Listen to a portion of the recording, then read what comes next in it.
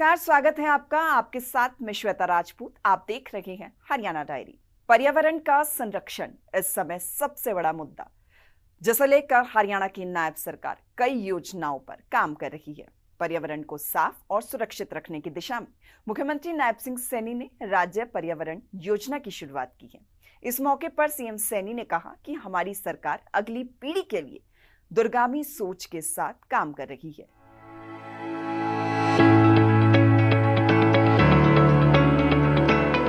बेहतर स्वास्थ्य के लिए स्वच्छ पर्यावरण के महत्व को समझते हुए मुख्यमंत्री नायब सिंह सैनी ने पंचकूला से पर्यावरण योजना की शुरुआत की है।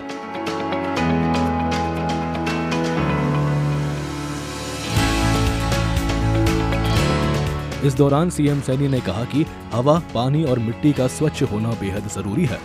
इससे भावी पीढ़ी की जिंदगी सरल होगी। जैसा कि हम सब जानते भी हैं, हम सबको मालूम भी है कि धरती पर जीवन का अस्तित्व स्वच्छ पर्यावरण पर ही निर्भर है।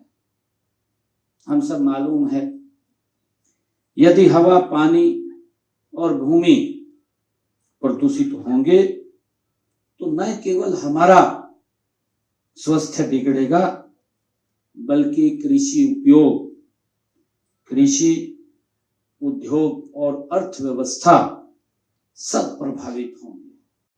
हम सबको ये मालूम है, आज तेजी से हो रहा औद्योगिकरण, शहरीकरण और आधुनिक जीवन शैली हमारे संसाधनों पर ये भारी दबाव डाल रहे हैं। इन समस्याओं से निपटने के लिए हमने विशेषज्ञों से और हमारे जो पर्यावरणविद हैं उनके साथ मिलकर एक व्यापक और दूरदर्शी योजना वो बनाई है और जिसे आज हमने लागू किया है।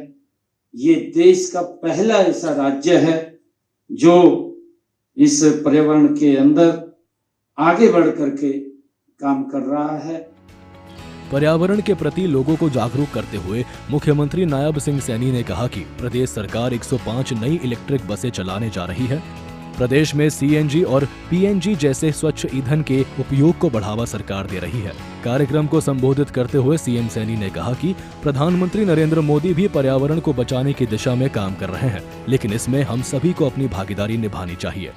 देश के यशस्वी प्रधानमंत्री आदरणीय मोदी जी ने भी जलवायु, मिट्टी जैसे संसाधनों को बचाने का संदेश दिया है। आदरणीय प्रधानमंत्री जी ने कहा है कि हमारे पास प्रचुर मात्रा में प्राकृतिक संसाधन हैं और इसका हम सब उपयोग भी करते हैं, क्योंकि हमारे पूर्वजों ने इन्हें हमारे लिए बचा करके रखा है। हमें भी अपनी आने वाली पीढ़ियों के लिए इन्हें बचा करके रखना है, आदरणीय प्रधानमंत्री जी ने कहा है। और हम देखते हैं कि आज जो इतना वातावरण प्रदूषित हो रहा है, हम लगातार पेड़ का कटाव कर रहे हैं, जंगल सीमित हो रहे हैं, पेड़ नहीं है, परंतु उसका एक ऑप्शन निकाला। पेड़ नहीं है, हम देखते थे कि यहीं से अगर हम 100 किलोमीटर ऊपर चले जाएंगे तो आपको एसी की भी आवश्यकता नहीं है। अगर 100 किलोमीटर ऊपर से नीचे आ रहे हैं तो बिना एसी के आप रह नहीं पाएंगे, और अगर आप यहां से 100 किलोमीटर और आगे चले जाएंगे तो और स्थिति हमारी खराब हो जाएगी। ये किस प्रकार का हमने असंतुलन खड़ा किया है, इसका जिम्मेवार कोई और भी नहीं है। प्रकृति के साथ कहीं ना कहीं छेड़छाड़ उसको किया है और उसके दुष्परिणाम हम सबको भुगतने पड़ रहे हैं।